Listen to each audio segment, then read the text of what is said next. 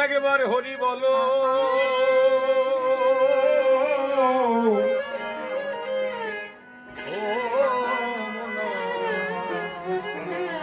বন্ধ করেন, বন্ধ করেন। ও মোনা ভাইয়া রে,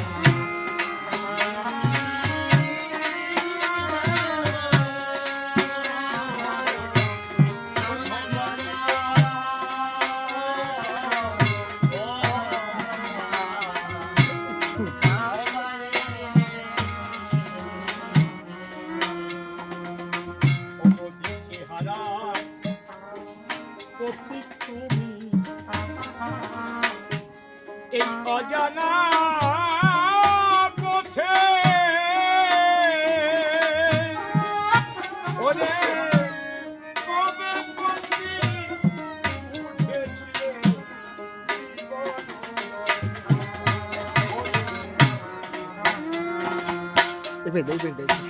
মাইকটা বন্ধ করাইয়া বক্স লাইন দে, বক্স লাইন দে দে দে। অজানা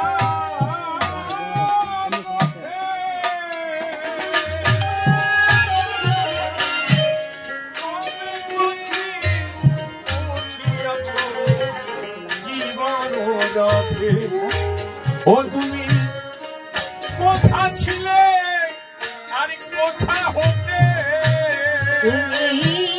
কোথা ছিলে কোথা হতে, কোথা ছিলে কোথা হতে চলেছো পাইয়া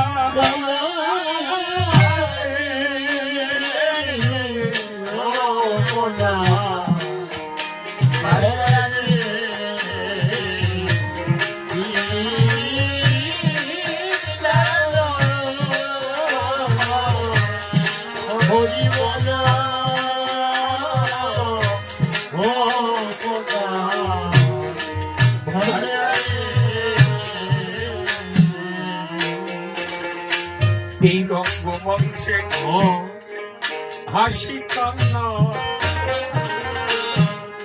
ও তুই খেললি কত খেলা, ওরে শৈশব নিয়ে ঘুরে দিল যৌবন বেলা। ও রঙ্গমঞ্চে হাসি কান্না খেললি কত খেলা, ওরে শৈশব গিয়ে উড়াইল যৌবন বেলা। ও এখন খালি হাতে যাবার বেলা, এখন খালি হাতে যাবার বেলা, এখন খালি হাতে যাবার বেলা।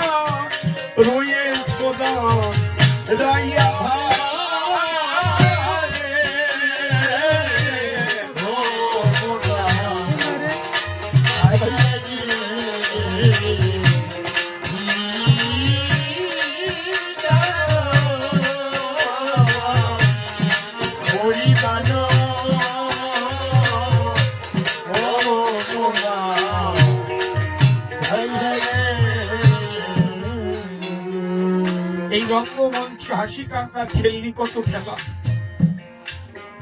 তোর শৈশব নিয়ে ফুরাইল যৌবন। এখন খালি হাতে যাবার বেলা রয়েছে দাঁড়িয়ে।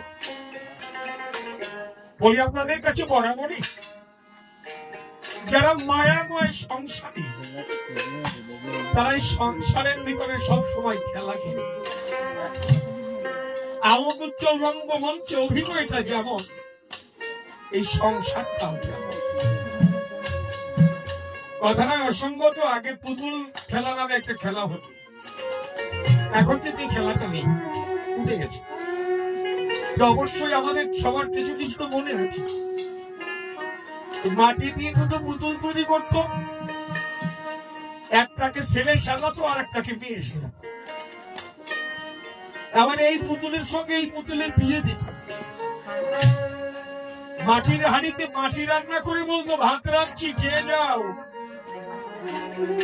গাছের লতা পাতা দিয়ে তরকারি রান্না করতো, খাওয়া যেত না, তবু কিন্তু খেলাটা। ঝর্ণা নামে একটা মেয়ে আপনাদের কাছে দিচ্ছি পড়ে, সকালবেলা ভাত খেয়ে পুতুল খেতে বসে গেছে। ওই ছেলে সাজাচ্ছে, মেয়ে সাজাচ্ছে, এই পুতুলের সঙ্গে ওই পুতুলের বিয়ে দিচ্ছেন, রান্না করছেন। এইগুলো করতে করতে কখন যে পূর্ব আকাশের বেলা পশ্চিম দিকে চলে গেছে, ওই মেয়েটার তো ধারণা নেই। বেলা যখন বয়ে যায়, ঘর থেকে বাবা ডাক দেয়, ঝর্ণা ঝর্ণা, মানে ঘরে ফিরে আয়, বেলা যে বয়ে যায়। কিন্তু মেয়ে এটা খেলায় এত মেতে আছে না, বাবা যে ডাকলো, এই বাবার ডাকটা কর্ণপোহরে পৌঁছায়।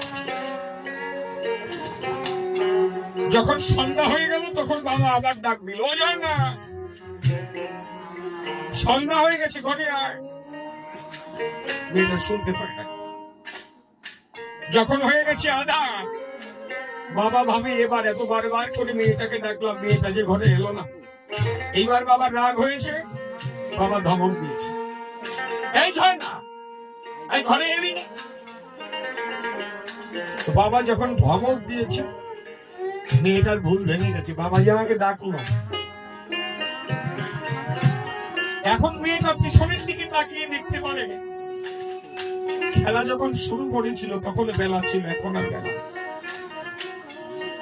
মেয়েটা ভাবছে, না জানি বাবা আমাকে কতবার ডেকেছে, কিন্তু আমি খেলায় মেতে আছি, তাই বাবার ডাক তো শুনতে পাই নাই। এখনো যদি ঘরে না যাই, বাবা এসে আমাকে মারতে মারতে ঘরে নিয়ে যেত। ওই মেয়েটা বাবার ভয়ে দৌড় দিয়ে ঘরে চলে গেছে। মেয়েটা তো ঘরে চলে গেছে, কিন্তু মেয়েটার যে খেলার পুতুলগুলো, ওই পুতুলগুলো আর ঘরে যাওয়ার সময় পায় নাই, খেলার জায়গায় পড়ে আছে। সাধক কবি ডেকে বললেন, আমরা যারা মায়াময় সংসারী, ছেলে মেয়ে নিয়ে আমরা পুতুল খেলা করি। ছেলেকে সাজাতে হবে, পড়াতে হবে, বড় করতে হবে, মেয়েকে সাজাতে হবে, বড় করতে হবে। সংসার নামে খেলাটা খেলতে খেলতে কখন যে জীবনে বেলাটা আস্তে আস্তে ডুবে এসেছে, আমরা তা বুঝতে পারি। বিশ্বপিতা ভগবান একবার ডাক দিয়ে বলছে, মায়ার খেলা খেলিস না, আমার পথে আয়, তোর জীবনে বেলা বয়ে যায়। এই ডাক্তার শুনিনি, হাতের শক্তি নেই, পায়ের শক্তি নেই, এই ডাক্তার শুনিনি। আমরা সংসার নিয়ে ব্যস্ত আছি, এই কথা দেখেনি ভেবে বিশ্বপিতা ভগবান যখন সেইবার ডাক দিয়ে দেবে, তখন এই ছেলে মেয়ে গোছানো না, সময় থাকবে না, একাই এসেছো ভাবে একা তোমার চলে যেতে হবে। তাই আমার কথা ধরো, এখনো সময় আছে, সাধুগুরু বৈষ্ণবের কাছে নিজেকে সমান মনে করে এখনো সাধুগুরু করো। বলি আপনাদের পাশাপাশি আমরা সবাই জেগে জেগে স্বপ্ন দেখতে ভালোবাসি, গাড়ি করবো, বাড়ি করবো, এইখানে যাবো, ওইখানে যাবো, জেগে জেগে। কোনদিন এই স্বপ্নটা দেখেছেন? আমাদের একদিন 4 বেহানার পাল পিতে করে শ্মশানে পানি নিয়ে যায়। সেদিন আত্মীয় স্বজন ভাই বন্ধু কোথায় থাকবে, কোথায় রবে তোমার পুত্র কন্যা আরে কোথায় প্রিয়জন শেষের দিনে কেউ কারো মুদিলে নয় ও রে, কোথায় রবে তোমার সাথের পুত্র কন্যা আরে কোথায় প্রিয়জন ওরে শেষের দিনে কেউ কারো নয় মুদিলে নয়ন ও ভাবলি আপন আপন যাদের সর্বক্ষণ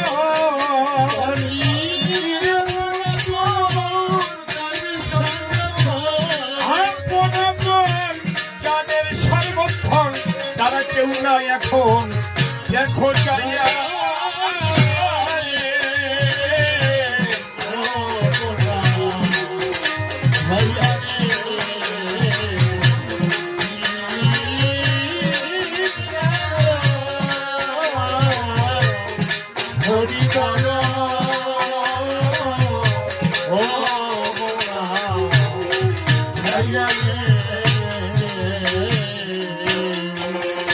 এই দিনে চিঠি বলে এই পরের কান্না তাদের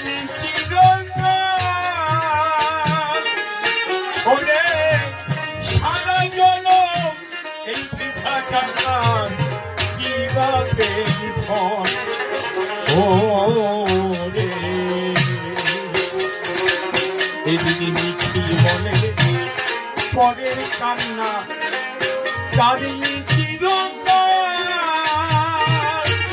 ওরে সারা জনম এই পিঠা কান্নার কি বাপে ফল হতিলে গুরুর পায়ে এক বিন্দু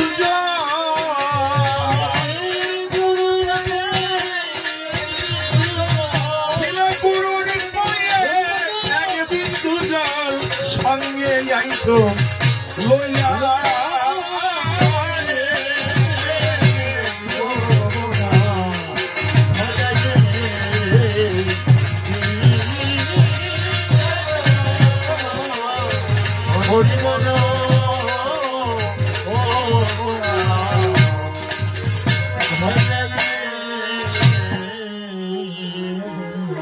আমি অগ্নিবন্ধী সেই পরমে যার গুণ বর্ণিয়া সেই বেদে করতে জানে একবার স্মরণ নিলে যার পায় সকলে ব্যাঘাতে বিপ্লবী দূরে যায় সর্ব আগ্রে বারে বারে প্রণাম করি তাকে পিতা মাতার চরণ পরে ভক্তি করি বারে বারে গুরুদেবের চরণ ধরে প্রণতি জানাই তোমরা থাকো যে দেশে আমাকে ভালোবেসে পদ্মাসনে বসে বসে তোমাদের শেখানো কথা তোমাদেরই বলা আর আছেন তো ভক্ত সকলের চরণেই করি গন্ধব লক্ষ্য রাখবেন এই অধমের প্রতি সৎ পথে কেন চলি সত্য কথা কেন বলি সঠিক ভাবে থাকে কেন নীতি কেননা শাস্ত্রের মাঝে দেখতে পাই ঝিউ পেতো কিছুই নাই তাতে যদি পরে 60 নক্ষত্রের জল সেই 60 নক্ষত্রের জলের ফলে তবেই তাতে মুক্ত ফলে শাস্ত্র মাঝে আছে অভিজ্ঞ আমি শূন্য ঝিনুকের ন্যায় দাঁড়িয়ে আছি অন্ধ সভায় শক্তি ভক্তি আমার কিছু নাই তবে একটা ভরসা আছে ডেকে বলি আপনার দিকের কাছে সাধু বৈষ্ণবের শরৎ ধৈর্য দেওয়ার মাথায়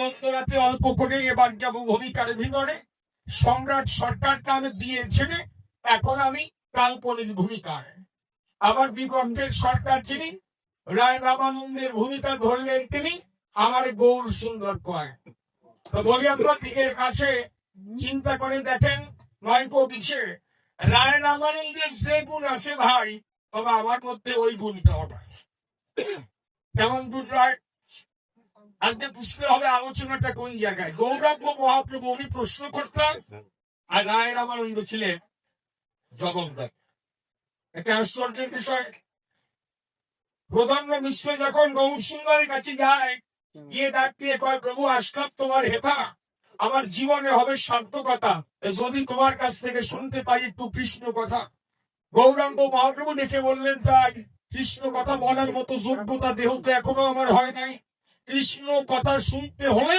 রায় রামানন্দের কাছে যাস তো প্রধান্য বিষ্ণু যে জন্য রায় রামানন্দের কাছে যায়, গিয়ে অদূর থেকেই দেখতে পায় 14টা নারী রায় রামানন্দ তেল দিয়ে দেয়, আবার উল্টো করে তেল দিয়ে দেয় রায় রামানন্দের গায়ে। রায় রামানন্দ যেজন ছিল উনি যাত্রার দল করত। যাত্রার দল করলে পরে কৃষ্ণ যাত্রা হবে বিচারে। তো বৃন্দাবনের সখীকারা নিয়ে কৃষ্ণ মনোচোরা কোন গোপীর স্নান করানোর পরে গায়ে তেল দিয়ে দিত, কে তিলক সেবা দিত, কে চন্দন সেবা দিত, কে বসন করিয়ে দিত। রায় রামানন্দ নিজের হাত দিয়ে ওই নারীদের গায়ে তেল বা চন্দন দিয়ে দেয়, ডাক দিয়ে কয় এইভাবে দিতে হয়। আবার ওরাও আবার রায় রামানন্দের গায়ে দিয়ে দেয়। এবার আমার কাছে বলেন দেখি 14টা নারী উলঙ্গিত অবস্থায় যে মানুষের কাছে রয়, তার কাছে কি আর কৃষ্ণ কথা শোনা যায় নাকি? প্রধান্য মিশ্র শিশি করি ওইখান থেকে চলে আসলেন প্রভুর দ্বার। প্রভু ডেকে বলে খুলে, কৃষ্ণ কথা শুনতে গেলে এত তাড়াতাড়ি কেন যে চলে? এই সময় প্রধান্য মিশ্র ডাক দিয়ে বলে তাই প্রভু এমন একটা মানুষের কাছে পাঠালে কৃষ্ণ কথা শোনার ইচ্ছা আমার নাই, কারণ ওর চরিত্রই তো ঠিক নাই। বলো কি করে বুঝলে চরিত্র ঠিক নাই? বলো 14টা উলঙ্গিনী নারী তার গায়ে সারি সারি তেল দিয়ে দেয়, তার কাছে কি কৃষ্ণ কথা শোনা যায়? মহাপ্রভু ডেকে বলে তাই তো ঠিক তো বললে। তো 14টা নারী উলঙ্গিনী হয়ে যার গায়ে তেল দিয়ে দেয়, তার গায়ে শিহরণ দেখেছো কোনো সময়? শিহরণ তো দেখি না। করে একটা নারী ওইভাবে যদি তোমার কাছে থাকে, প্রধান্য মিশ্র করলো মানা বাবা আমি আমার পিতৃ সত্তা ধরে রাখতে পারবো না। মহাপ্রভু দেখে বলে তাহলে বিচার করো, একটা নারী থাকলে তুমি তোমার পিতৃ সত্তা ধরে রাখতে পারবে না। আর 14টা নারী উলঙ্গিনী রয়, যার গায়ে তেল দিয়ে শিহরণ জাগাতে পারে না কোনো সময়। ওহেন কৃষ্ণ শূন্য মানে কাম শূন্য দেহ না হলে আপনারা কৃষ্ণ কথা বলাও খুব সম্ভব নয়। বসে শোনেন বিজ্ঞ নারী মানে গোদাবরীর তীরে এই সাধ্যের নির্ণয়, মানে কোন কোন রাস্তায় গেলে পরে প্রভুর সান্নিধ্য পাওয়া যাবে অত পরে এইটা বিচার করবে। রায় রামানন্দ গৌর সুন্দর প্রশ্ন করে দেয়। মহাপ্রভু ডেকে বললেন পরশ্লোক রায় সাধ্যের নির্ণয়। রায় কয়ে স্বধর্ম আচরণে বিষ্ণু ভক্তি হয়। এখানে কিন্তু কৃষ্ণ ভক্তের কথা এখন পর্যন্ত আসে। প্রথমে বললেন কি স্বধর্ম আচরণ করলে বিষ্ণু ভক্তি হয়। আচ্ছা এই স্বধর্ম বলে কারে? আজকে আলোচনাটা একটু কঠিনের ভিতরে হয়, তন্তরে আছে বাবা আপনাদের দিকে একটু পরে যাব, আগে দু একটা প্রশ্নের জবাব দিই সবাই। এই স্বধর্মকারী কয় মানে নিষেধ সোজা মানুষ, স্বযোগ ধর্ম তাকে বলা হয় স্বধর্ম। আচ্ছা নিজের ধর্ম কি? মানে তোমরা যারা তাই সনাতন ধর্মে আছো তারা সনাতন ধর্মেই থাকো, কেউ মুসলমান হবা না। যারা মুসলমান আছো তারা কেউ খ্রিস্টান হবা না। মানে যার যার ধর্মে মরিয়ে যাবা, তবু ধর্ম ত্যাগ করবো না, এটা না স্বধর্ম। বাবা এত সোজা। স্বধর্ম এই যে আমরা কেবল বলছি সনাতন, যে আমরা যেগুলো বলি কি হিন্দু, হিন্দু ধর্ম, মুসলিম ধর্ম, খ্রিস্টান ধর্ম, বৌদ্ধ ধর্ম, নানক ধর্ম, জৈন ধর্ম, ক্যাথলিক ধর্ম, এগুলো কি ধর্ম? আরে বাবা এগুলো সম্প্রদায়। বুঝে নেবেন কথার মর্ম। পৃথিবীতে দুটো জাতি, তার একটাই ধর্ম, জাতি হচ্ছে নারী আর পুরুষ, আর একটাই ধর্ম সেটা হচ্ছে মানব ধর্ম। সুরের মানুষ ভাই, সবার উপরে মানুষ সত্য, তার উপরে আর নয়। এই স্বধর্মের একটা ডেফিনেশন আছে, স্বযোগ ধর্ম, তাকে বলা হয় স্বধর্ম। স্ব মানে নিজ, আর ধর্ম, ধর্ম হচ্ছে যা ধারণ করে মানুষ বেঁচে থাকে। এইবার যদি প্রশ্ন করা হয় আপনাদের বাকে, আচ্ছা কি ধারণ করলে মানুষ বেঁচে থাকে? ধর্ম তো ধারণ করা, কিন্তু কি ধারণ করা? তাই ধর্মটাকে আরেকটু ব্যাখ্যা করতে হয়। ধর্মকে লিখতে গেলে ধৃ ধাতু মন প্রত্যয় যদি ধর্ম হয়, ধৃ ধাতু মন প্রত্যয়। ধৃ শব্দের অর্থ হচ্ছে ধারণ করা, ধরে রাখা। ধাতু মানে সেই শক্তি, মনকে প্রত্যয় করে যোগের মাধ্যমে। ধর্মটা কোন জায়গায় একটু সোজা করে বলছি, ধ র ম থেকে বলা হয় ধর্ম। ধর্মে ধৈর্য, রথে রতি, মতে মন। ধৈর্য ধরিয়া রতি রক্ষার কালে যে মনকে সর্বোচ্চয়ের মাধ্যমে, যোগের মাধ্যমে কন্ট্রোল করে যে পিতৃ সত্তাকে দ্বিতল কারাগারে বন্দী করে রাখতে পারে, এই জগৎ সংসারে তারই ধর্ম হয়। এই আপনাদের কাছে করে বিবেচনা, যার ধর্ম ঠিক না থাকে তার কখনো বিষ্ণু ভক্তিও সম্ভব হবে না। এই জন্য বললেন যে স্বধর্ম আচরণ করলে মানুষ বিষ্ণু ভক্তি অধিকারী হয়। মহাপ্রভু ডাক দিয়ে বললেন ইহা বাধ্য। বাকিটা কেন বললেন? এই জায়গায় আলোচনাটা থাকবে না। কেন থাকবে না? আপনি পিতৃ সত্তা ধারণ করে রাখেন, ব্রহ্মচারী হয়েছেন ভাই, আর একজন হয়তো ব্রহ্মচারী হয় নাই। একটু শুনে বাংলায় বলছি। একজন ধরেন ওই সারা জীবন সাত্বিক আহার গ্রহণ করে, মাছ মাংস খায়, আর একজন মাছ মাংস খায়। একজন সাধন ভোজন করে, একজন চোর করে না। এই কথা দেখেন ভেবে সে যে চোর তারও আত্মা দেহ ছেড়ে চলে যাবে, দেহটাকে ছেড়ে দিতে হবে। আর যে সাধক সেও তার আত্মাটাকে দেহ ছেড়ে দিতে হবে। বললেন এইখানে না, আলোচনা যদি পারো আর একটু উপরে যাও, আগু কহো। রায় দেখে বললেন তাহলে স্বধর্ম ত্যাগ, স্বধর্ম ত্যাগ করে দাও। আচ্ছা, এই স্বধর্ম ত্যাগ কি? এই কথাটা গীতায় গেলেও তো আমরা পাই। সর্বধর্মাং পরিত্যাজ্য মামেকং শরণং ব্রজ অহংকার সর্ব পাপের বই সামনে সূচ। সকল ধর্মকর্ম ত্যাগ করে আমার চরণে আশ্রয় নাও, আমি তোমাকে মুখ্য ধাম প্রাপ্ত করা। এই সকল ধর্ম ত্যাগ করতে বলছে। এই সকল ধর্ম কি? এই সকল ধর্মটাই বলে আপনার দিকের কাছে মানব দেহের ভিতরে দশিক্রিয় সরবিপু, প্রত্যেকটা ইন্দ্রিয়ের প্রত্যেকটা রিপুট একটা নিজস্ব ধর্ম আছে। এই সমস্ত ধর্ম ত্যাগ করে যখন শ্রীকৃষ্ণের চরণে আশ্রয় নেওয়া হয়, তখনই আমার ভগবান কৃপা করে সমুদয়। আর কমপ্লিটলি সারেন্ডার না হওয়া পর্যন্ত এই ধারণা কখনো গোবিন্দের সান্নিধ্য পাওয়া সম্ভব। এই জন্য বললেন কি তাহলে সত্য ধর্ম ত্যাগ মানে তোমার কাম কামনা বাসনা লালসা যা আছে, শুধু তাই নয়, ইন্দ্রিয়ের ধর্ম ত্যাগ করে দিয়ে যদি সে কেউ কৃষ্ণের শরণাগত হয়, আমার ভগবান তাকেই রক্ষা করেন। মহাপ্রভু ডেকে বললেন ইহাও বাচ্চ আগু কহুয়া, আগে বলো। তাহলে উনি প্রথমে স্বভক্তি বাদ দিলেন, স্বধর্ম ত্যাগ এটাও বাদ দিলেন। তখন বললেন কৃষ্ণ চরণে তাহলে কর্মার্পণ, আমরা কৃষ্ণের চরণে কর্মার্পণ করি। বলো না এইগুলো না, কর্মফল দান না, এইগুলো ভগবান তো কাছাকাছি পাওয়া যায় না। রায় রামানন্দ বললেন তাহলে জ্ঞান বিস্তার ভক্তি সদৃশা, জ্ঞান এবং ভক্তি। কারণ গীতায় বলেছি তাই আমার জ্ঞানী ভক্তই শ্রেষ্ঠ। গৌরাঙ্গ মহাপ্রভু দিয়ে দিল ধারণা জ্ঞান ভক্তি এক জায়গায় থাকলে কোনোদিনই ভগবান পাওয়া যাবে। কেন যাবে না? দেখবেন আপনাদের অঞ্চলে বা আমাদের অঞ্চলে যখন ত্রিনাথের মেলা মাঝে মাঝে হয় না, হয় ত্রিনেতের মেলা হলে পরে দেখেন একটু চিন্তা করে ওই রাষ্ট্র যখন ওই গলায় একটা বস্ত্র নিয়ে মানুষের কাছে আশীর্বাদ চায়, চায় না? দেখবেন প্রণাম করতে করতে বলি আপনাদের সাক্ষাতে যার বয়স কম ওর কাছে গিয়ে একটু নিয়ে নেয় দম, যে জায়গায় প্রণাম করে যায় না আর এক জায়গায় ওরে বাদ দিয়ে করছে। ওর ভিতরে জ্ঞান আছে।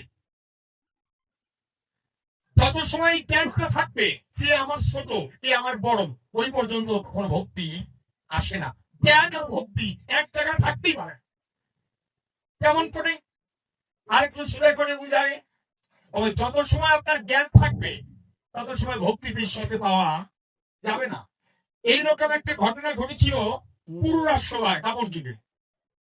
দুঃশাসন দ্রৌপদী কেস করে আকর্ষণ টানতে টানতে ভীষণ যখন রাজসভায় নিয়ে আসলো, রাজসভায় আনার পরে এইবার দুর্যোধনের আদেশে দুঃশাসন শাড়ি ধরে টান মারে।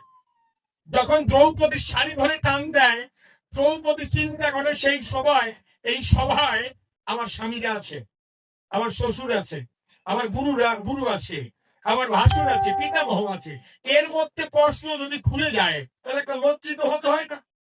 ওরা জ্ঞান আছে, বস্ত্র খুলতে দেয়া যাবে না। উনি এক হাত দিয়ে জ্ঞান দিয়ে ওনার শাড়ির আঁচলতে ধরে রাখলেন। এক হাতে ওনার জ্ঞান আছে যে শাড়িটাকে খুলতে দেওয়া যাবে না, আর এক হাত দিয়ে উনি ভগবানকে ডাকলেন, প্রভু এবার রক্ষা কর। তাহলে এক হাতে ওনার জ্ঞান আছে, আর এক হাতে ওনার ভক্তি আছে, আমার গোবিন্দ সেই পর্যন্ত রক্ষা করছে। রক্ষা করে করতে পারতেন, করলেন না। কেন করলেন না? এই জ্ঞান আর ভক্তি এক জায়গায় থাকলে কখনোই সম্ভব না। কমপ্লিটলি সারেন্ডার হতে হবে। এখন দুঃশাসন যেভাবে শাড়ি ধরে টান দেয়, দ্রৌপদীর মনে হয় এই শাড়ি তার সাথে টানাটানি করে আমি বেশি সময় পারবো না, এক কাজ করি, গোবিন্দের কাছে ছেড়ে দিই। গোবিন্দ যদি রক্ষা করে দিই ধারণা, আমি নিজে আর বল প্রয়োগ করতে যাব না। উনি এই জ্ঞানটাকে ছেড়ে দিলেন। এবার শাড়ির আঁচলটাকে ছেড়ে দিয়ে, শাড়ির আঁচল ছেড়ে দিয়ে এবার দুই হাতে ভক্তি নিয়ে দুই হাত প্রসারিত করে বলছে, হা কৃষ্ণ করুণা সিদ্ধ দিনে জগৎ পথে গোপীশ গোপীকে কান্তরা ঢাকান্ত নমস্তুতে। যখন সকলে কিছু দিল আমার গোবিন্দে পায়, আর কি দেরি করে হরি হরি হরি বলে চোখ ভাসি প্রেমে সিদ্ধ নিলে আমার গোবিন্দ কৃপায় করে জগন্নাথ ওই দ্রৌপদীর শাড়ির সঙ্গে বসিয়ে দিয়ে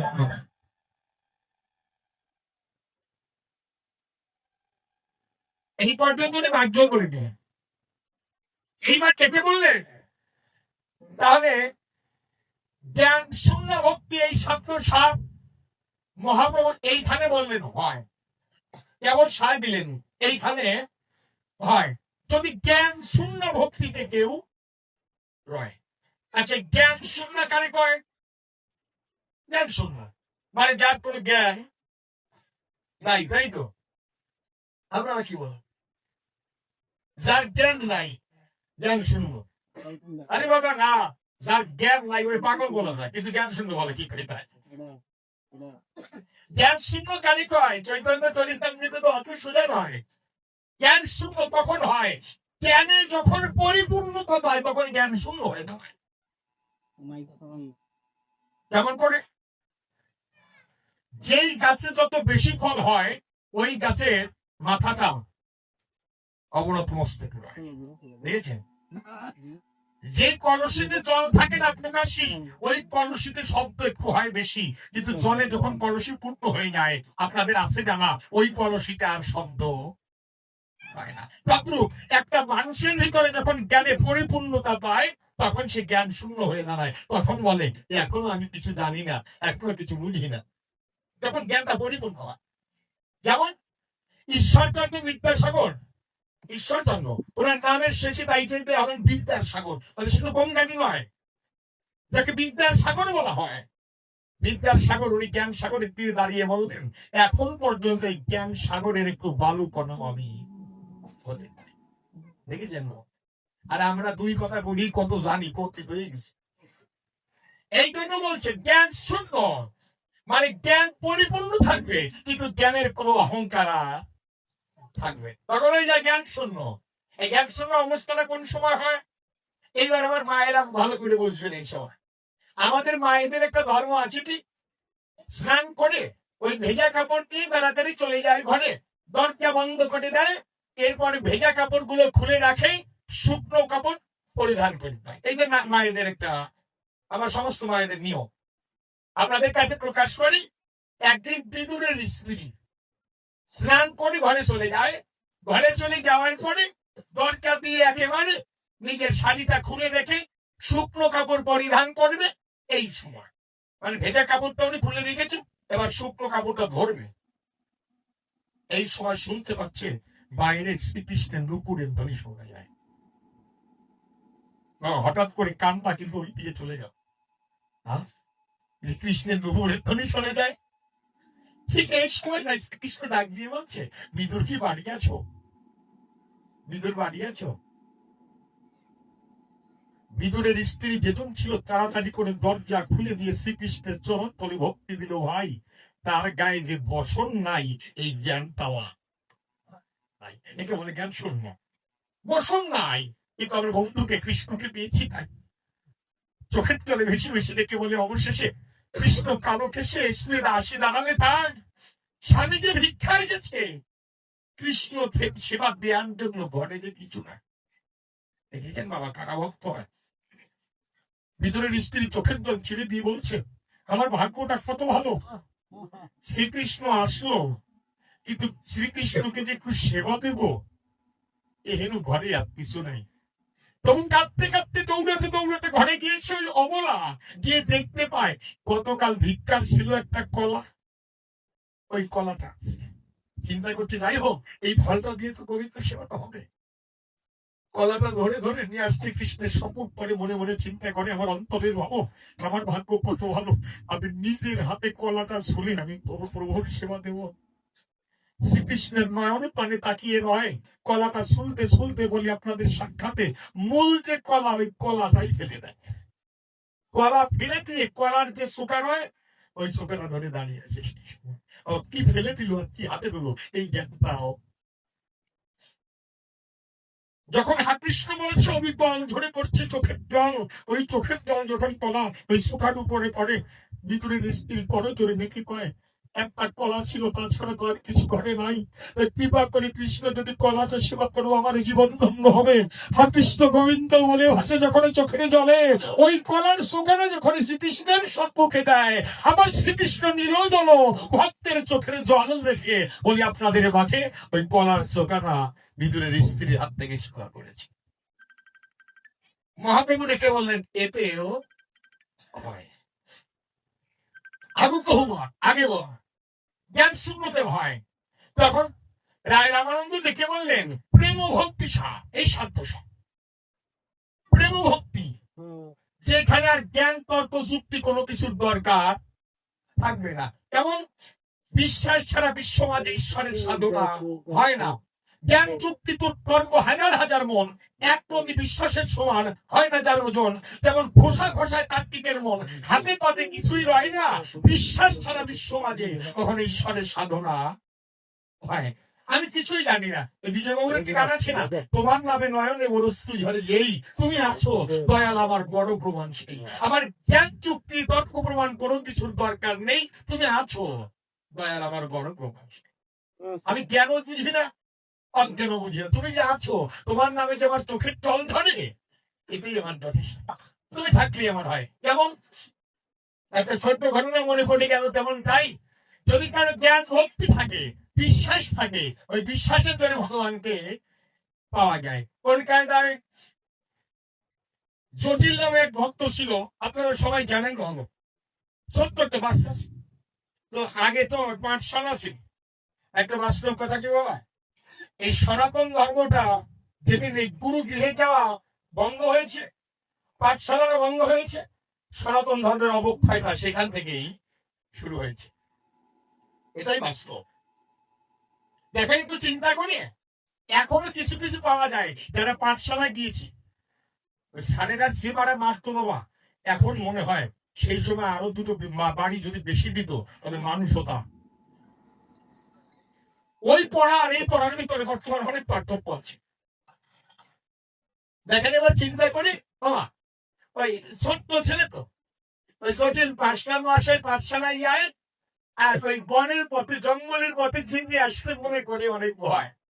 একদিন মায়ের কাছে গিয়ে কয় তোমায় জানো আমার কত বন্ধু বান্ধব স্কুলে এই পাঠশালায় পড়ে, তার বাবা দাদা মা পাঠশালায় নিয়ে আসে আবার নিয়ে যায় ছুটির পরে, তাদের ভয় লাগে না, কিন্তু আমার একা যেতে পথে অনেক ভয় লাগে অন্তরেতে। তাই বাবা তুমি বলো না আমার কি কেউ নাই?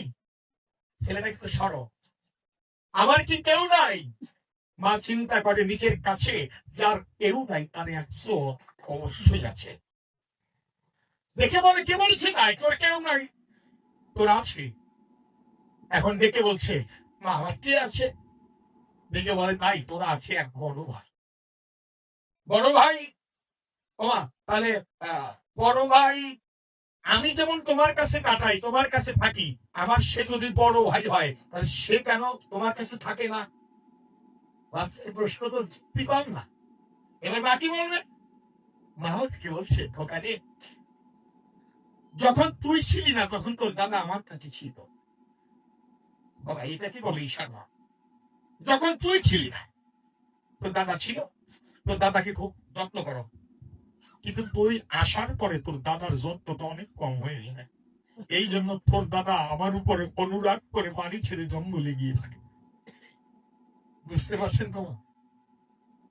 যখন সন্তান হয় না তখন প্রভুর কাছে কত ডাকাডাকি করি, কিন্তু সন্তান হয়ে গেলে প্রভুর কথা আরো মনে থাকে না। তবে বলি মানে আসে কোন দাদা তোকে খুব ভালোবাসে, তুই জঙ্গলে কি ডাক দিবি, তোর দাদা দেখা পাবি। এখন দেখে বলছে, এখন আমার দাদার নাম কি?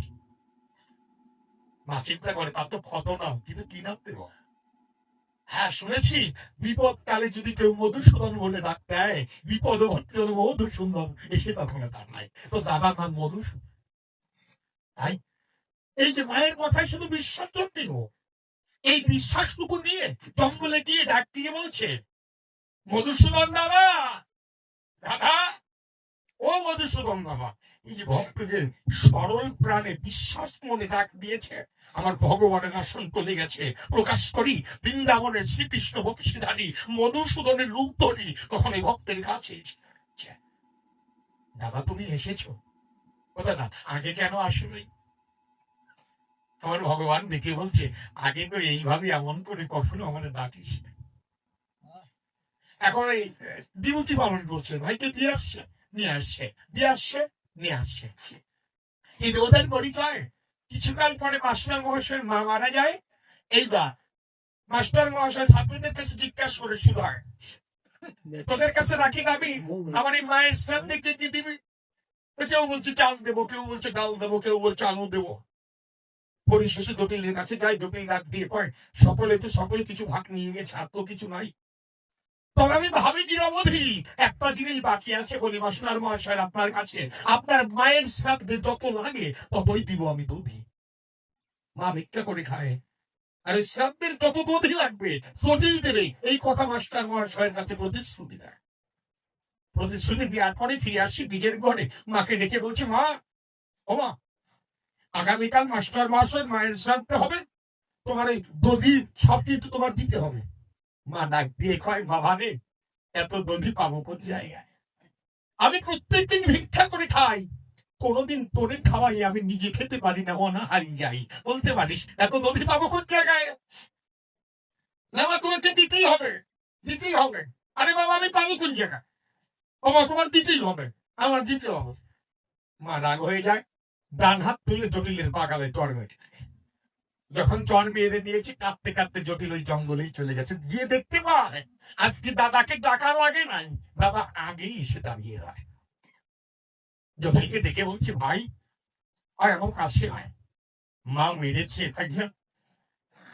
ভাই রে, মা বোধ হয় ভুলে গেছে যে আমার কত ধেনু বর্ষ আছে, আমাকে নবলক্ষ ধেনু আমি বৃন্দাবনের কারো মা ভুলে গেছে। ভাই তোর জন্য যদি লাগবে আমি দেবো, কাঁদিস না ভাই, কাঁদিস না। ভক্তকে কোলে নিয়ে সান্ত্বনা দেয়।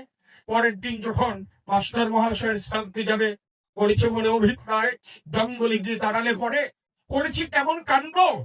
মধুসূদন দাদা ছিল, জটিলের হাতে দধি দিল, কিন্তু ছোট্ট একটা দিয়েছে দধির ভাগ। দধির ঘন্টটা খুব ছোট। জটিল লাগতেই বলছে, দাদা কবে? অতগুলো লোক খাবে, এইটুক দধিতে কি হবে? মধুসূদন দাদা দেখে দিল ধারণা, ভাই রে এত ফুল লাগে, এত লাগে না, হয়ে বেশি হয়ে যাবে। ওই দাদার কথা আমার বিশ্বাস করেছে। ওই দধির ভাগ্য নিয়ে যখন রওনা দেয়, তো মাস্টার মহাশয়ের মায়ের সাথে সবাই সেবায় বসে গেছে, আর মাস্টার মহাশয় আশারসে আসে যে জটিল গতি দিয়ে কোন সময় আসে। দেখতে পায় করছে কেমন কাণ্ড, জটিল গতি নিয়ে আসতেছে, কিন্তু ছোট্ট একটা দধির ভাগ্য। মাস্টার মহাশয় পিছনে তাকায়, দধির গাড়ি কি পিছনের হয়? ওই ছোট্ট দধির ভাণ্ড ধরে নিয়ে এসে মাস্টার মহাশয়ের গোচরে ডাক দিয়ে কয়, কবে? এই নেন মাস্টার মহাশয়, আমি দধি নিয়ে আসি। এই কি করেছিস?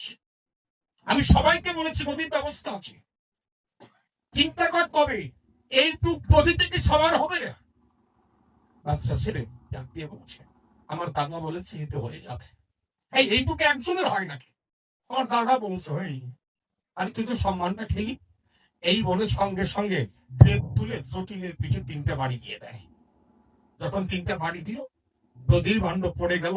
মাস্টার মহাশয় অবাক করে গেল, বাহ আশ্চর্য বিষয়, এটা অলৌকিক দধির ভাণ্ড। যত দধি পড়ে ততই দধি পারে, দধির ভাণ্ডটা পূর্ণই হয়। মাস্টার মহাশয় বুঝতে পারছে এ কোন সাধারণ দধির ভাণ্ড। ডাক দিয়ে বলছে, জটিল আমার কাছে বল খুলি, এই দধির ভাণ্ডটা তুই কোন জায়গায় পেলি? বলে, আমার দাদা দিয়েছে। তুই নিয়ে যাবি তার কাছে। জটিল আগে আগে যায়, পিছনে মাস্টার মহাশয় হয়।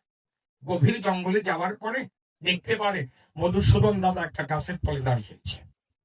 জটিল ডাক দিয়ে বলছে, ওই আমার দাদা যে আমাকে দক্ষিণ ভাণ্ড দিয়েছে, কিন্তু আমি সবাই করি বিবেচনা। জটিল দেখতে পায় কিন্তু মাস্টার মহাশয় আর দেখতে পায় না। মাস্টার মহাশয় বলছে কই? জটিল বলছে ওই। আমি তো দেখতে পাচ্ছি না, কই? বলে ওই। আই তুই মিথ্যা বলছিস, তুই মিথ্যা বলছিস। তখন জটিল ডাক দিয়ে বলছে, দাদা আমি কি মিথ্যা বলছি? না ভাই তুই মিথ্যা বলিস নাই। আচ্ছা দাদা তাহলে বলো, আমার কাছে কোনো বর্ণনা, আমি তোমাকে দেখতে পাই, মাস্টার মহাশয় কেন দেখে না? মধুসূদন দাদা দেখে বলে, তাই ভাই রে, তোর মাস্টার মহাশয় দেখার মতো এখনো চোখ সৃষ্টি হয় না। দাদা তুমি যদি মাস্টার মহাশয়কে দেখা না দাও, তাহলে আমি যে মিথ্যাবাদী হয়ে যাবো। সে দেখতে না পেলে বিশ্বাস করবে না। মানে কৃপা করে একটু দেখা দাও। মাস্টার মহাশয় না দেখতে পেলে আমি যে মিথ্যাবাদী হয়ে যাব। এই সময় মধুসূদন নাক দিয়ে কয়, ভাই এক কাজ কর, তুই কৃপা করে তোর মাস্টার মহাশয়কে একটু শুয়ে দাঁড়া। কেননা বৈষ্ণব দর্শনে যায় মনে কয় না, পরশে হয় পাপ ক্ষয়। যখন জটিল যে মাস্টার মহাশয়কে শুয়ে দাঁড়ায়, মাস্টার মহাশয় দেখতে পায় যে আরে কেউ নয়, এই যে বৃন্দাবনের বংশীধারী স্বয়ং হাতে গিয়ে মাছ শুনি নিজেই দাঁড়িয়ে যাচ্ছে।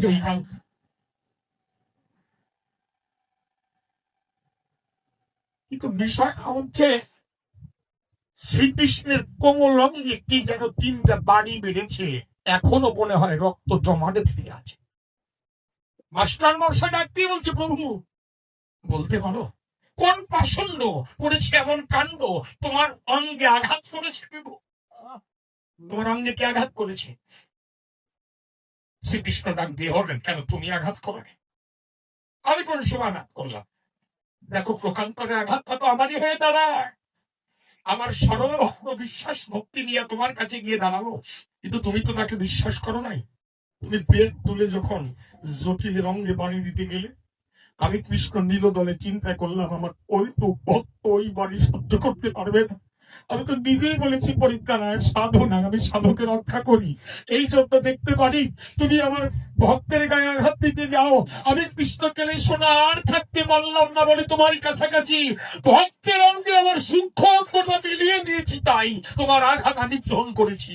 আমার ভক্তের আঘাত আমি পেতে দেই না। গৌরাঙ্গ মহাপ্রভু এখানে দাঁড়িয়ে বলছে, এইখানে ভগবানকে পাওয়া যায়। ডাক দিয়ে বললেন, আগু কহুয়া যদি পারো এর উপর থেকে বলো।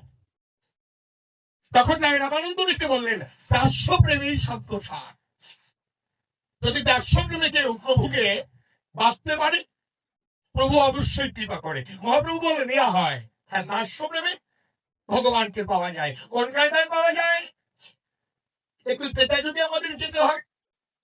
ত্রেতা যুগে এই কথা দেখে ভেবে অকাল মুঘল করার দায় আমার প্রভু রাম দয়াময় যখন শক্তির পূজা দিবে, রাবণ থেকে বলল, প্রকাশ করি এই শক্তির পূজা অকাল মুঘল করতে গেলে দেবী ঘরে যেতে হবে চলে। ওইখানে 108টা নীলপদ্ম আছে, ওই নীলপদ্ম দিতে হবে ধরি।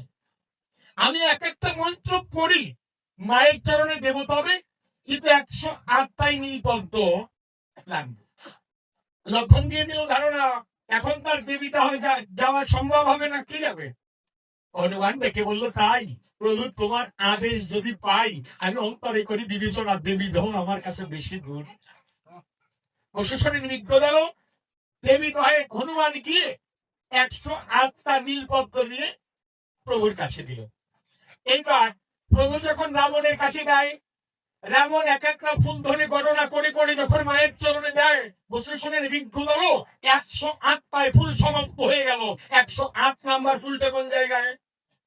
রাবণ দেখে বলল, তাই প্রভু ফুল একটা কম পড়েছে। রামচন্দ্র দেখে বলেছে, লক্ষণ হনুমানকে বলো ফুল একটা কম পড়েছে। লক্ষণ হনুমানের কাছে যায়, গিয়ে ডাক দিয়ে কয়, হনুমান তোর কাছে রাখি দাবি, দেবী দহে তুই আর একবার যাবি কেন? ফুল একটা রয়ে গেছে। হনুমান দেখে বলে, তাই প্রাণের ভাই, দেবী দহে আর কোনো ফুল নাই, বলি তোমার কাছাকাছি সমস্ত পদ্ম আমি হনুমান নিয়ে এসি। বললো, না হনুমান, আমার দাদার আমি নিজে গণনা করে দেখলাম 160টা হয়েছে। হনুমান কয়, লক্ষণ ভাই হয়তো তোমার গণনায় ভুল আছে। বলে আমার দাদা রামচন্দ্র গণনা করেছে। হনুমান বলে তোমার দাদা রামচন্দ্রের গণনায় ভুল আছে। রাগ করে দিতে বললে, লক্ষণ বলছে এই ভগবান, তুই বনের পশু নাই, আমার গণনায় ভুল থাকতে পারে, আমার দাদার গণনায় ভুল হয় কেমন করে, আর তুই বনের পশু, তোর গণনায় ভুল নাই। হনুমান দেখে বলবো ভাই ঠিক বলেছে ভাই, আমি যে বনের পশু আমি তো গুনতেই জানি না, আর যে গুনতে জানে না তার গণনায় কখনো ভুল হয় না। কি বলে, যে গুনতে জানে না তার গণনায় কোথায় যায়, তাকে এই হিসেবটাকে ছেড়িন। আচ্ছা ফুলটা গেল কোন জায়গায়, এই ফুলটা গেল কোন জায়গায়? 108টাই ফুল আনছিল, ফুলটা গেল কোন জায়গায়? 108টা যে এনেছিল তার প্রমাণ কি? এইবার দেখে বলছে আমি হনুমান, আমি গণনা করি নাই। ভাই লক্ষণ বলি তোমার কাছে কেন বললাম তোমার গণনায় ভুল আছে, তোমার দাদা রামচন্দ্র তার গণনায় ভুল আছে, কেননা রামচন্দ্র একা গণনা করেছে, তুমি একা গণনা করেছো, তাই তোমাদের গণনায় ভুল আছে। আর জানো আমি তো বলি নেই, আমি বলি তোমার কাছে আমার বুকের ভেতর থেকে যুগল রাম সীতা এক একটা পদ্ম গণনা করে আমার হাতে দিয়েছে, তাই এই জন্য আমার গণনায় বলি নাই। তোর বুকের ভিতর যুগল রাম সীতা থাকে দেখাতে পারিস? হনুমান আর দেরি করে নাই, সঙ্গে সঙ্গে জয়রাম শ্রীরাম বলে নদী দিয়ে বংশ বিদীর্ণ করে হনুমানের বুকের ভিতরে যুগল রাম সীতা রয়, এই রামচন্দ্র দিয়ে ভক্তি দিয়েছে ওই রাম সীতা। গণনায় ভুল হয়, তাহলে ভুলটা কোন জায়গায়? প্রশ্ন থেকেই যায় না, ভুলটা কোন জায়গায়? আমরা অনেকে বলি যে মা ওই ফুলটা আগেই নিয়ে নিছে রামচন্দ্রকে পরীক্ষা করার জন্য, তাই না? এটাও কি সম্ভব? এক বিষ্ণু যদি অংশে জন্মিল রামের রঘুবংশে, স্বয়ং বিষ্ণু রামচন্দ্র রামচন্দ্রকে পরীক্ষা করুন মা কালী, এও কি সম্ভব? ফুলটার কাহিনী তা না, আগে করতে হবে এই বিষয়ে নিষ্পত্তি, আগে আমাদের জানতে হবে কোন দিন হয়েছিল এই পদ্ম ফুলের উৎপত্তি, এই পদ্ম ফুলটা কেন হলো, কোন জায়গা থেকে হলো। তখন আমার দেবী যুদ্ধ করছে চিক্ষুর সঙ্গে, অসুর চিক্ষু, তার সঙ্গে যুদ্ধ করতে করতে দেবীর গায়ে বান্বিত হয়ে গেছে। এইবার দেবী ইসলামের দায় বিন্ধ্যাচল নামে একটা পর্বতের উপরে যায়, বিন্ধ্যাচল পর্বতের উপরে গেল, ওইখানে বসেছিল, কিন্তু যুদ্ধ করলে কষ্ট করলে একটা দীর্ঘশ্বাস আসে, ওই দীর্ঘশ্বাসটা পড়লো বিন্ধ্যাচল পর্বতের উপর। দেবীর দীর্ঘশ্বাসে বিন্ধ্যাচল পর্বতটা উঠে গেল, একটু জল দেখা দিল, টলমল করছে জলটা। দেবী চিন্তা করে বাহ সুনির্মল জল, আমি কলন্তরে আছি পাবো, এই জলের স্নানটা সেরে দেব। প্রশাসনের বিজ্ঞ দল দেবীর গায়ে বান্ধিত ছিল, যখন ওই জলে স্নান করতে যায় দেবীর অঙ্গ হতে ফোটে ফোটে রক্ত ওই জলে ঝরেছিল। এক এক ফুট রক্ত ঝরে এক একটা লাল পদ্মের জন্ম হলো ওই সরোজের তীরে, এক এক করে 107 ফোঁটা রক্ত ঝরেছিল, 107টা লাল পদ্ম গাছের জন্ম, 107টা লাল পদ্ম।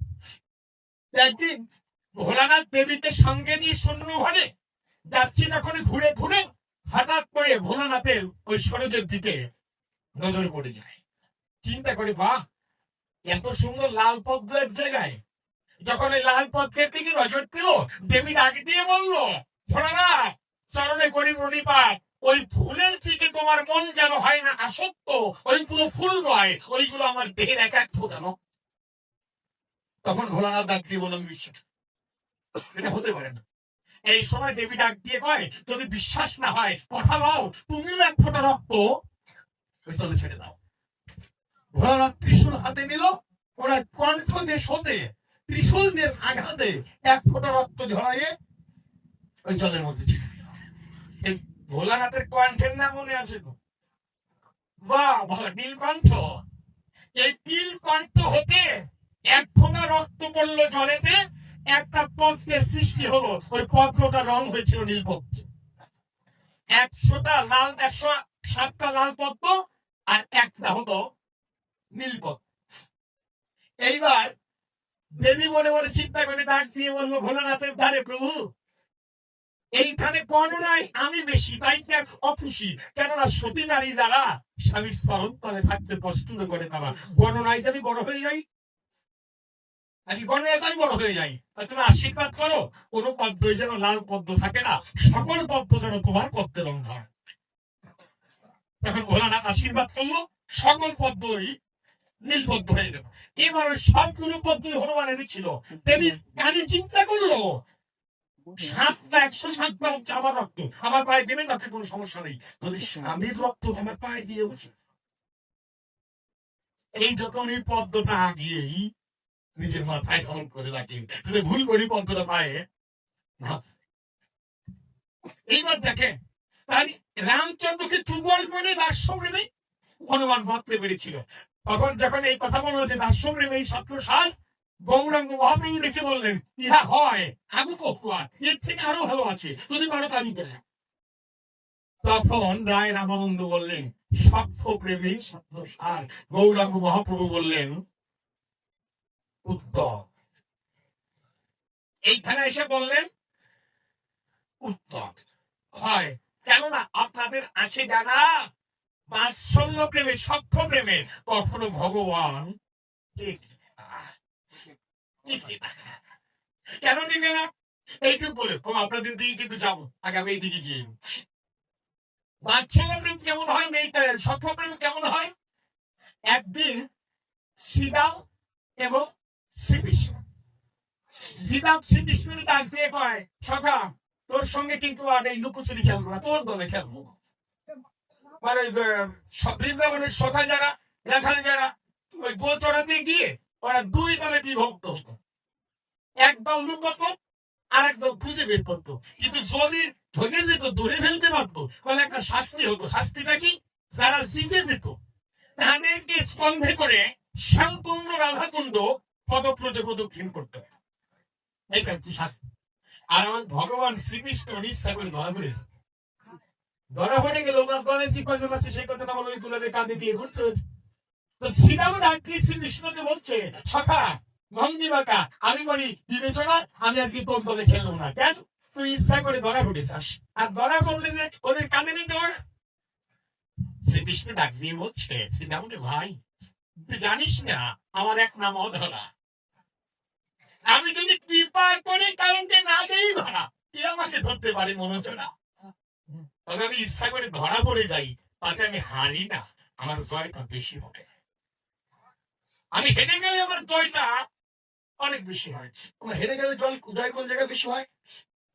ঘরে নাতি ছেলেরা আছে না, দেখবে নাতি ছেলে দাদু দিদারে ডাক দিয়ে পায়, আসো ফুটবল খেল। তারপরে নাতি নিয়ে ফুটবল খেল। দাদু কিন্তু দেখায় শোনে, কিন্তু শোনে দেখে না, হাসতে দেয়। আর নাতি কিন্তু সর্বোচ্চ জোর দেয়। যখন দাদু দেখতে পায় যে গোল হয়ে যাবে, তখন কিন্তু হালকা একটু শরীর দেয়, ইচ্ছে করে গোল খায়। গোল দেয় না, কিন্তু গোল খায়। গোল খেলে ওই নাতি ছেলে যে গোল বলে যে সিটটা দিয়ে ওঠে, ওর যতটা আনন্দ লাগে তার থেকে দাদুর আনন্দটা অনেক বেশি হয়। তো ভগবানটা দিয়ে বলছে যে আমি হেরে যাই, ইচ্ছা করে হেরে যাই, হেরে গেলে আমার খারাপ লাগে না, আমার আনন্দটা বেশি হবে, কারণ ভক্তের হাতে পরাজিত হয়েছি। আনন্দটা কোন জায়গায়? যখন আমি হেরে যাই, তখন তোদের তো আমিও কাঁধে চড়াই না। তোরা যখন আমার কাঁধে চড়িস, তখন তোদের স্মরণ থাকে কোন জায়গায়? তাকে জানিস, একজনকে কাঁধে নিলে তার স্মরণ কোথা থেকে? বুকের উপরে। ডেকে বলে, কৃষ্ণ নন্দলালে তোদের কাঁধে তুলে তোদের শ্রীচরণ আমার বুকে ধরে, কেন জানিস না? আমার হতে নাম বড়, নাম হতে ভক্ত বড়, ভক্ত হতে তার শরৎধলি আরো বড়।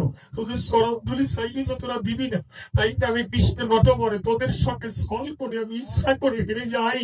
হেরে গিয়ে তোদের আমি কাঁধে চড়াই, চরণ চুমি আমি বুকে দিয়ে আমি হাসতে হাসতে কেউ দেখতে শান্তন্য রাত এখন করে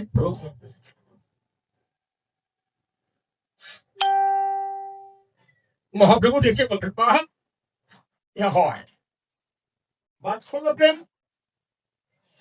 বাৎসল্য প্রেমও কখনো গোবিন্দ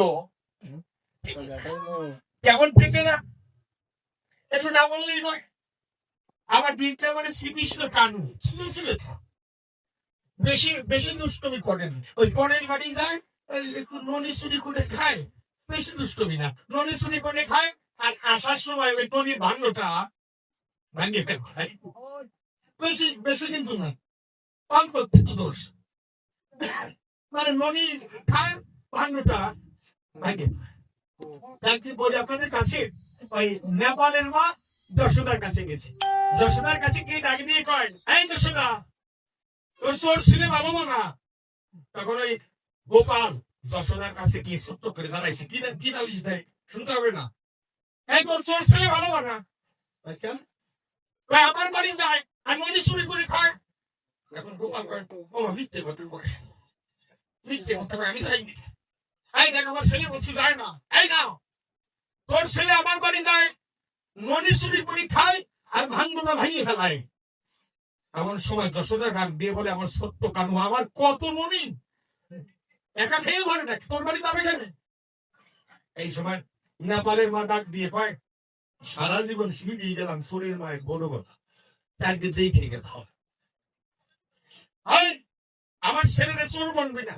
কেন আপনাদের আসিল না, ছেলে যত বড়ই খারাপ হোক, মা কিন্তু ছেলের নামে নিজে কোনো জিনিস শোনে না। শোনে একটা গান আছে না, ল্যাংরা তোর টানা করা হইলে বাড়ির ছেলে ধুলা মাটি ঝাড়া দিয়ে টান দিয়ে রাখো।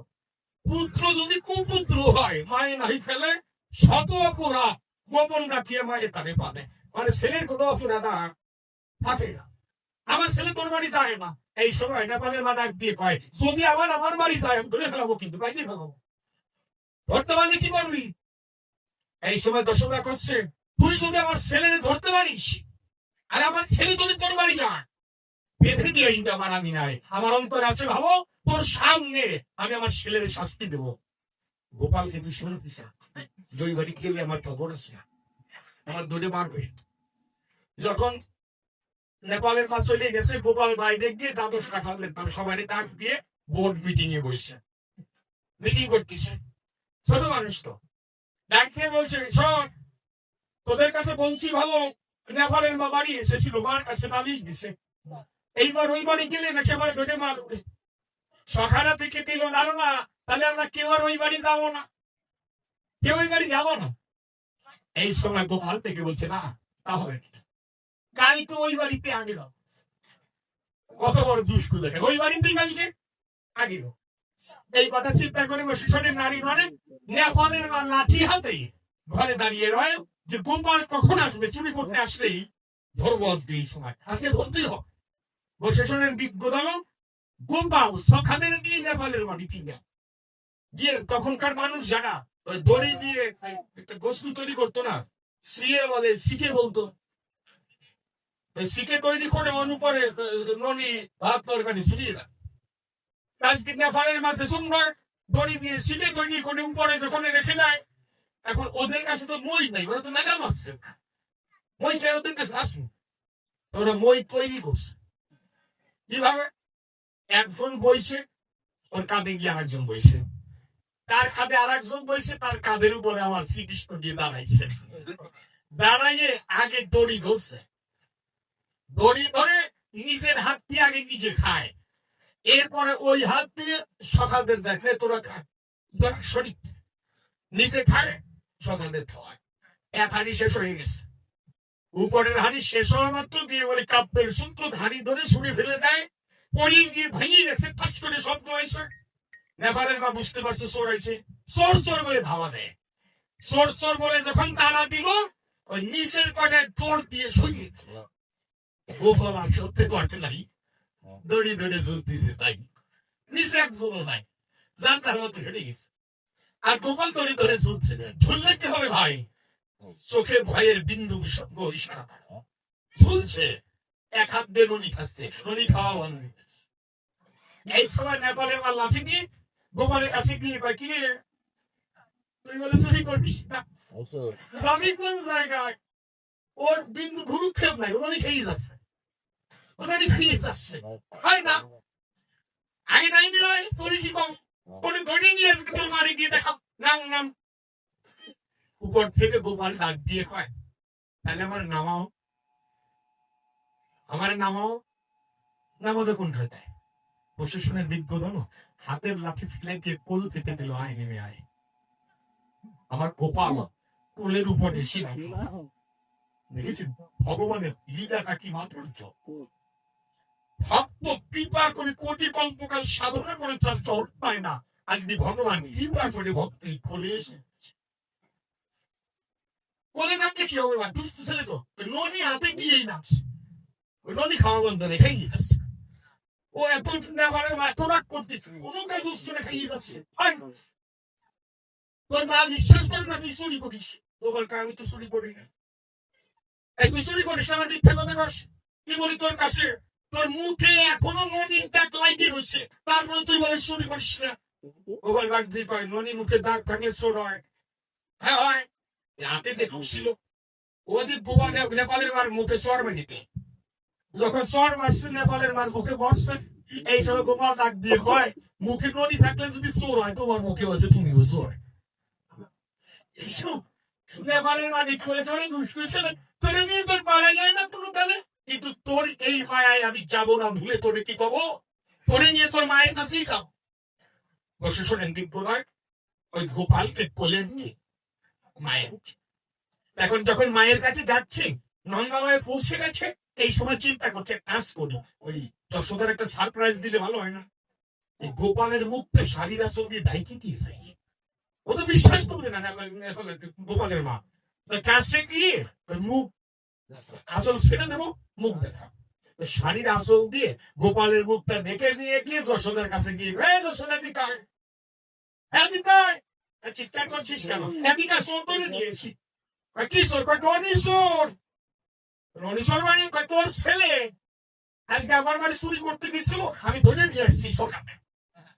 যশোদা দেখি বলে তাই মিথ্যা বলার জায়গা ফাঁসে, আমি এই মাত্র দেখে এলাম আমার গোপাল মন্দিরে খেলা করছে। না না না, হতে পারে না, আরে আমার কোলে তোর ছেলে গোপাল। বললো না, আমি তোরে জানাই আজকে সকাল থেকে আমার গোপাল আমার চোখে আড়াল হয় না। সকাল থেকে আমার বাড়ি ছিল, আমি নদী নিয়ে এসেছি, এটা আমার কোলে। যশোদা দেখে বলে তোর মুখ দেখে রাখছিস, মুখ দেখা, মুখ খান দেখা। আশ্চর্য বিষয়, যখন শাড়ির অঞ্চল ফেলে দেয় ভাই দেখতে পারে গোপাল না, নিজের ছেলে নেপাল দেখলে ঘুরে বসেছে, নিজের ছেলে নেপাল। এখন নেপালের লোক সেই দেখ 10 টাকা তুই দেখ, এখন 10টা নেপালের মা সেই দেখে কাজ তো নেপাল হয়েছে, আরে কবাল এই আমার সোল নেপাল। এখন যশোদা ডাক দিয়ে করে তোর ছেলে চুরি করে আর দোষ দেশ তুলে আমার ছেলের গানে, প্রত্যেকদিন তোর ছেলে চুরি করে, চুরি করে, আর দোষ দেশ আমার ছেলের মাথায় কাজ তো বাবা। ছেলে নিয়ে আটতে আটতে আস্তে আস্তে চলে গেল, চিন্তা করে হাই রে কপাল, হাই রে কপাল। এখন চিন্তা করতেছে ওর গাড়ি একটা ঘি ঘি, হ্যাঁ তুই চুরি করতে গেলি কেন? ছেলে মানুষ বলতেছে তুই চুরি টাকাই দিতে আর কি, এতো না ভালো এতো গোপা। আবার তোর দিয়ে যশোদার কাছে যায়, এই দেখে না কিছু গোপা। যখন যশোদা এসে দাঁড়ায় তখন দেখতে পারে নেপাল গোপাল। যখন নন্দালয় পার হয়ে যায় তখন গোপাল, আর নন্দালয় আসলে নেপাল। বুড়ির কি কপাল, বুড়ি গোপালকে কোলে করে বাড়ি নিয়ে আসছে।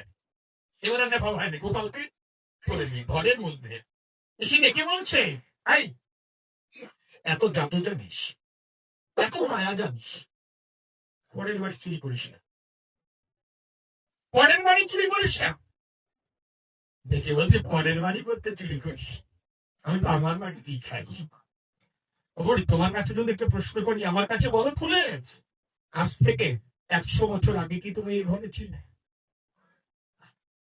100 বছর পরে কি তুমি এই ঘরে থাকবে? তাও থাকবো। ছোট ছেলে গোপাল দেখে বলছে বুড়ি তুমি জানো না আমি অনন্ত কোটি কাল ধরে বিষ্ণু এই ঘরে আছি, অনন্ত কোটি কাল পরে কোটি এখানেই থাকি, পরের বাড়ি আমি যাই না। কিন্তু ওটার পরিচয় এই সময় আবার ডাক দিয়ে কয় আমি কি ননি খাই বলে তোমাদের এত রাগ হয়? হ্যাঁ, ননিটা নেই বলে রাগ হয়? জানো না আমি তোমাদের কত ভালোবাসি, আমি তো তোমাদের ননি খাই না।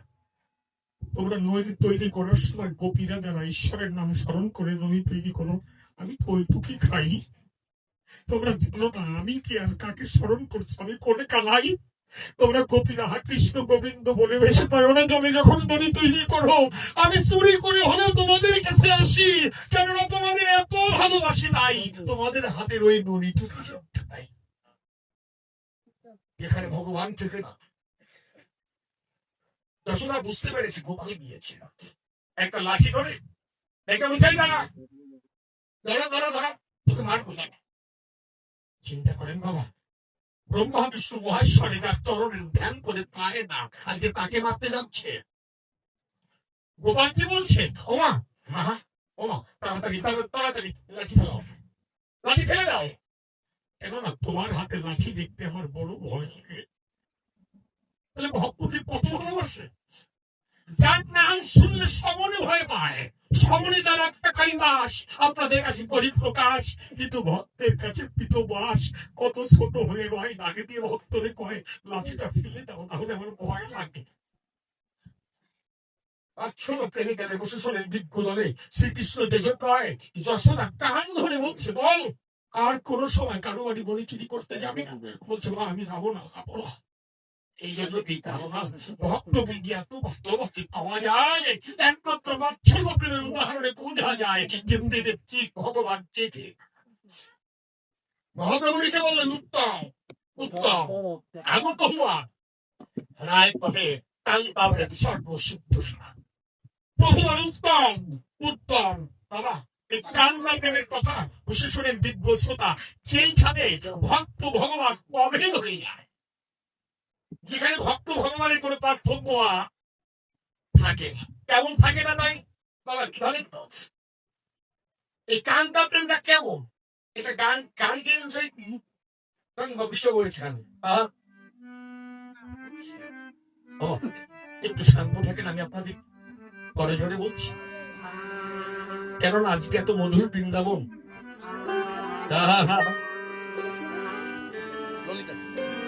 ও এই মধুর প্রেমটা খেলা কৃষ্ণ হারা হয়ে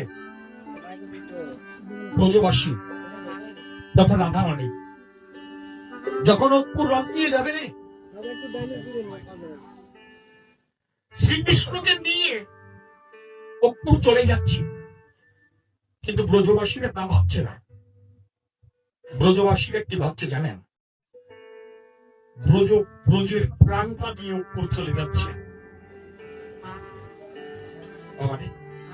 যদি কারো বাবা মা ভাই বোন মারা যায় কেমন লাগে তখন, যদি আপন জন হারায়, আর বৃন্দাবনের প্রাণ দিয়ে চলে যাচ্ছে অঙ্কুর। রাধারানী কিছু বলছি অঙ্কুরে, দাদা সমস্ত ফোন করে মহিলা অঙ্কুর তারা আমার বন্ধু চলে যাবে, এক কাজ কর, তোর ওই রথের চাকাটা আমার বুকের উপর দিয়ে উঠিয়ে দে। কেন? কৃষ্ণ হারা হলে তো আমরা এমনি মারা যাব। তবে শুনেছি সব যাত্রা দেখে যাত্রা করলে নাকি যাত্রার মঙ্গল হয়, কেউ মরা দেখে যাত্রা করলে যাত্রা শুভ হয়। কৃষ্ণ ছাড়া তো সবাই পড়ে যাও, এক কাজ কর, আমার বুকের উপর দিয়ে রথের চাকা দুটো উঠিয়ে দে, আমি মরে যাই, এই মরা মুভি দেখে শ্রীকৃষ্ণ যাত্রা করে, তার যাত্রা আমার শুরু। এইভাবে বহুদিন কেটে গেল, বহুদিন কেটে যায়। একদিন রাধারানী ডাক দিয়ে ললিতারে কয়, ললিতা ও ললিতা তুমি একটু মুঠে জানা আমার প্রাণে বন্ধু কেমন আছে, খবরটা নিয়ে এসে বল না আমার কাছে, কেননা সে ছাড়া যে বাঁচা বড় নাই। ও ললিতা গো বন্ধু বিনে নাহি সাধু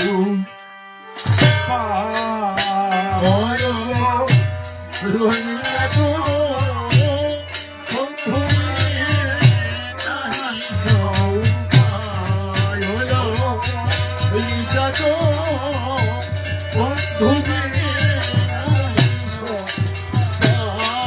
আমার বন্ধু বিনে নাহি সাধু পায়, আমার বন্ধু বিনে নাহি সাধু পায়, আমার বন্ধু বিনে নাহি সাধু পায়,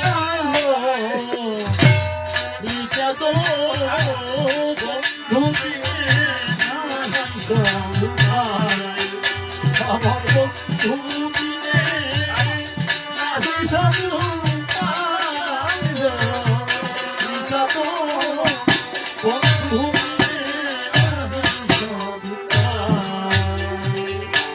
আমার গরল ঢালা প্রাণে জ্বালা বলতে দিগু করতে জ্বালা এ জ্বালায় আর জুড়াবো কোথায়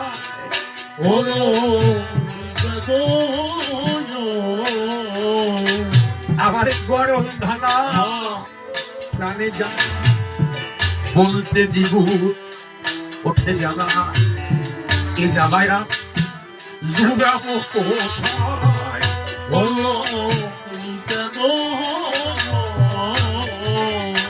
আমি কি করি কে এখন কি না করি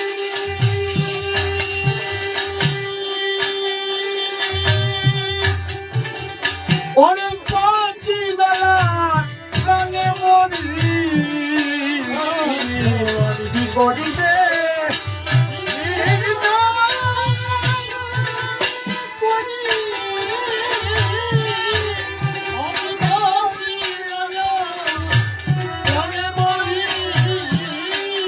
এখন উপায় যে হেদিন উপায় পায় এখন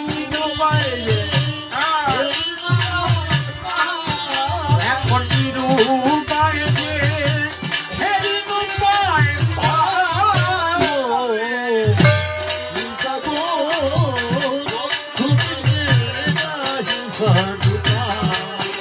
আমার বন্ধু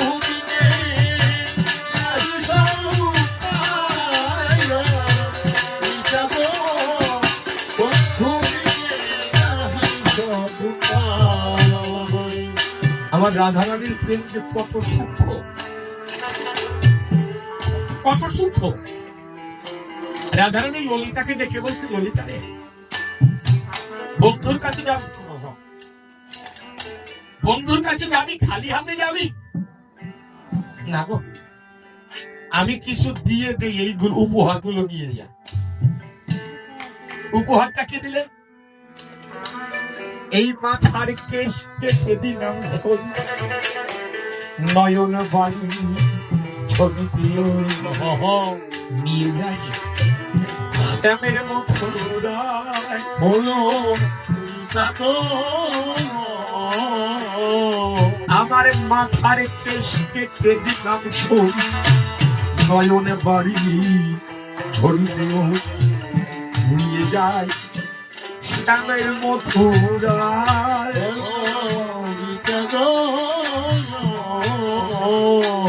আমার এই জলে কাল ওই চরণ ধোয়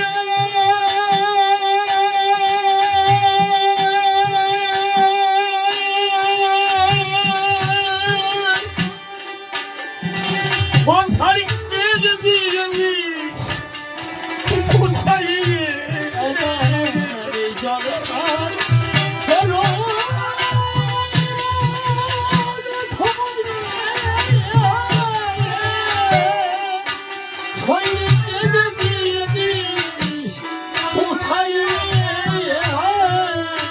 আমার এই জলে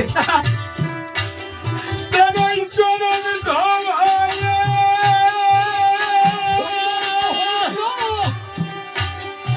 বন্ধারি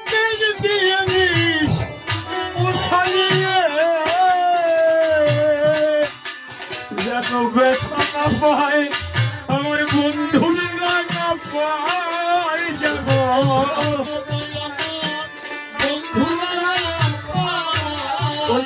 ব্যথা বন্ধুর রাগা পায়